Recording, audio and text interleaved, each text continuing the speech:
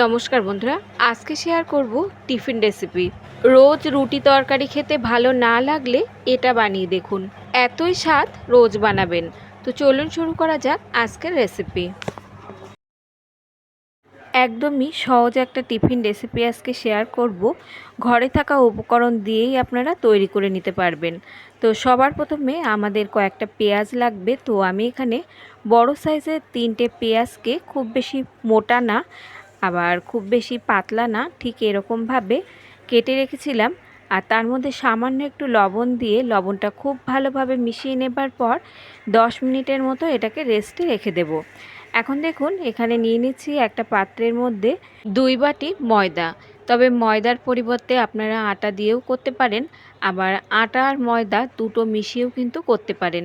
সামান্য একটু লবণ যোগ করে দিচ্ছি। লবণ ময়দার সঙ্গে খুব ভালোভাবে মিশিয়ে নেবার পর এখন অল্প অল্প জল দিয়ে একটা ডো আমাদের তৈরি করে নিতে হবে। রুটি বানানোর জন্য আমরা যেমনভাবে আটা মেখে থাকি ঠিক সেরকমভাবেই কিন্তু মেখে নিতে হবে। খুব বেশি নরম বা খুব বেশি শক্ত করে কিন্তু এখানে মাখার দরকার নেই। এখন এই ডোটাকে আমাদের রেখে দিতে হবে 10 মিনিটের জন্য। তবে হাতে যদি একদমই সময় না থাকে সেক্ষেত্রে রেস্টে রাখার কিন্তু কোনো দরকার নেই বন্ধুরা। আর এখানে দেখুন যে পেঁয়াজটা আমরা 10 মিনিটের মতো ঢাকা দিয়ে রেখেছিলাম, পেঁয়াজ অনেকটাই নরম হয়ে গেছে। আর পেঁয়াজ থেকে দেখুন এখানে জল গলতে শুরু করেছে। তো এখন এই পেঁয়াজটাকে আমাদের খুব ভালোভাবে হাত দিয়ে চেপে চেপে যতটা সম্ভব এখান থেকে জলটা ফেলে দিতে হবে।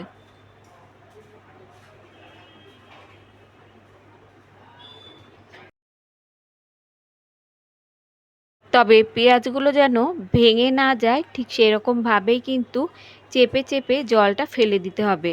সমস্ত পেঁয়াজের থেকে জলটা ভালোভাবে চেপে ফেলে দেবার পর এখন অন্য একটা পাত্রে আমি নিয়ে নিচ্ছি। আর এর মধ্যে আমরা এখন কিছু মশলা যোগ করে নেব। দিয়ে দিচ্ছি এখানে 3টে কুচানো কাঁচা লঙ্কা। ঝালের পরিমাণটা আপনারা যে যেমন খাবেন তেমন এখানে যোগ করে নেবেন।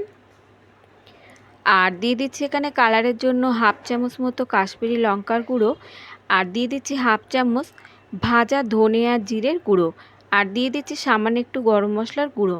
এখন এই সমস্ত উপকরণ ভালো করে মিশিয়ে নিতে হবে। বন্ধুরা যদি ঘরে ধনেপাতা থাকে তাহলে সামান্য একটু এর মধ্যে ধনেপাতা কুচিও কিন্তু অ্যাড করতে পারেন। সমস্ত উপকরণ মেখে নেবার পর এখন এটাকে সাইডে রেখে দিচ্ছি। আর যে ময়দাটা আমি মেখে রেখেছিলাম আরও একবার একটু মেখে নিচ্ছি। মাখা থাকলে ময়দাটা কিন্তু উপরটা একটু শক্ত হয়ে যায়। তো আর একবার যদি একটু মেখে নেন তাহলে দেখবেন ময়দাটা ঠিক আগের মতোই আবার নরম হয়ে যাবে। মেখে নেবার পর এখন এর থেকে আমরা লেচি কেটে নেব।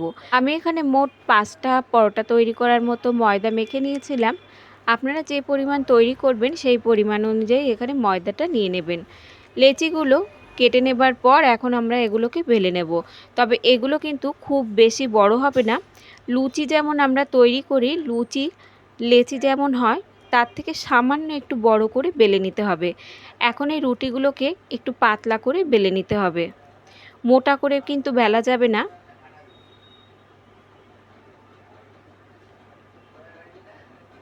দেখতেই পাচ্ছেন বন্ধুরা, রুটিটা কিন্তু খুব বেশি মোটা করে আমি এখানে বেলিনি।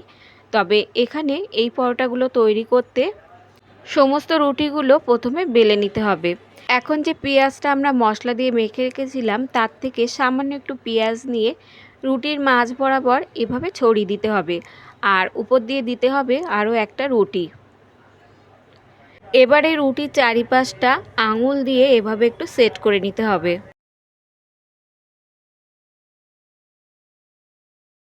সেট করে নেবার পর এবার একটা ছুরি দিয়ে রুটিটাকে 4 থেকে 5 ভাগে লম্বালম্বি এভাবে কেটে নিতে হবে। একটু সাবধানে কাটতে হবে যাতে ভিতরের পুরটা বাইরে বেরিয়ে না যায়। আমি এখানে 5 ভাগে কেটে নিলাম। এখন প্রতিটা টুকরো হাত দিয়ে রোল করে নিতে হবে। প্রথমে একটা রোল করে নিয়ে তারপর আরও একটা টুকরোর উপরে দিয়ে এভাবে রোল করে নিতে হবে পুরো রুটিটা। একটু লক্ষ্য করলে বুঝতেই পারবেন বন্ধুরা। আর এটা কিন্তু বানানো খুব বেশি কঠিন না, খুবই সহজভাবেই আপনারা তৈরি করে নিতে পারবেন।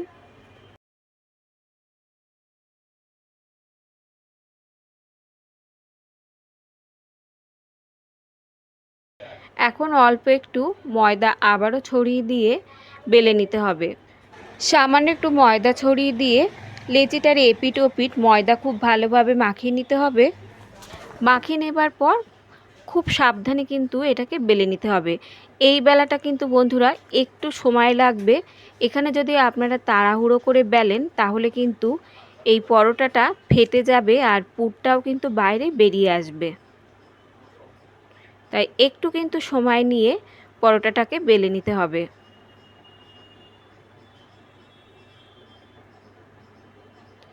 একবার এভাবে একটু বানিয়ে দেখবেন, খেতে কিন্তু দারুণ লাগে।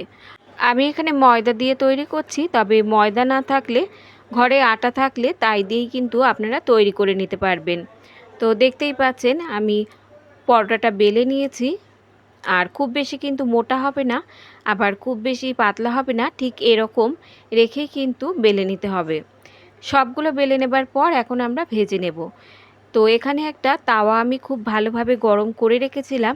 তাওয়াটা লো টু মিডিয়াম হিটে রেখে এখন পরোটাগুলো ভেজে নিতে হবে। প্রথমে তেল ছাড়াই উল্টে পাল্টে রুটির মতো করেই আমাদের সেঁকে নিতে হবে।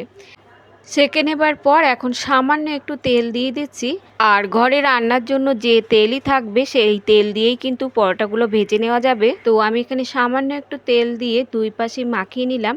1 চামচের মতো তেল আমি এখানে ব্যবহার করেছি, তবে আপনারা চাইলে কিন্তু ঘি বা বাটার দিয়েও কিন্তু ভেজে নিতে পারেন। এখন উল্টে পাল্টে একটু লালচে করে ভেজে নেব। তো এভাবে একবার বানিয়ে দেখবেন। রোজ রোজ রুটি পরোটা খেতে ভালো না লাগলে এই পরোটাগুলো খেতে কিন্তু দারুণ লাগে। তো আজকের রেসিপি যদি আপনাদের ভালো লাগে একটা লাইক আর সাবস্ক্রাইব করে আমার পাশে থাকার অনুরোধ রইল। আজ তাহলে এই পর্যন্ত বন্ধুরা, দেখা হবে অন্য কোনো রেসিপির সঙ্গে। ততক্ষণ সুস্থ থাকবেন, ভালো থাকবেন। আর সম্পূর্ণ রেসিপিটি দেখার জন্য সকলকে ধন্যবাদ।